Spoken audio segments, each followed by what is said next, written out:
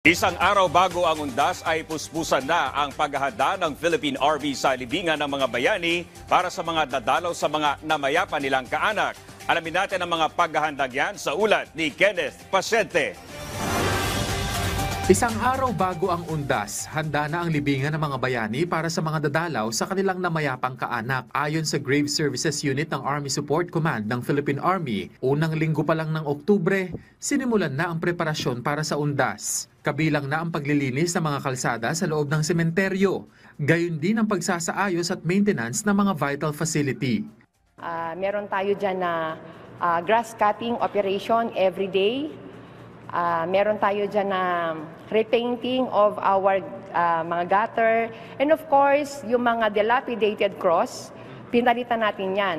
Nagpapabricate ang GSU ng mga concrete crosses na kung saan ay yun ang ipinapalit natin sa mga lumang cross na.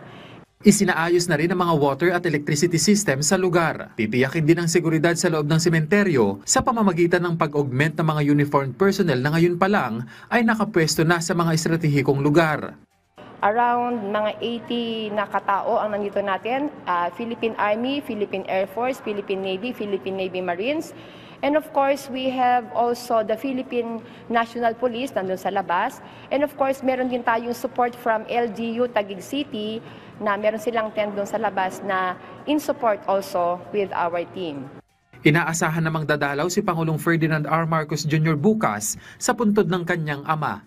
Meron naman po tayo na i-provide ng lahat po ng requirements na kailangan po na memorial services in connection with the visit of our President.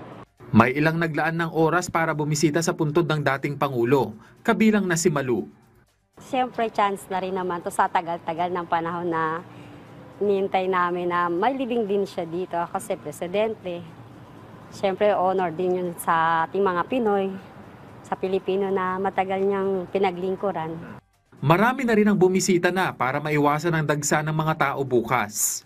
Pag sa 1, marami ng tao, crowded pa, tsaka isa pa, uulan. Ay kung umulan, saan kami mag-ano? Kasi every year naman na dinadalaw namin yung tatay ko, nag-a-advance kami. Kasi ay na makipagsiksikan, wala ka nang pagpaparadaan dyan. Pag nagpunta ka rito bukas, puno-puno yan. Mandaming tao, hindi magpunta ka na ng advance, susunod namin.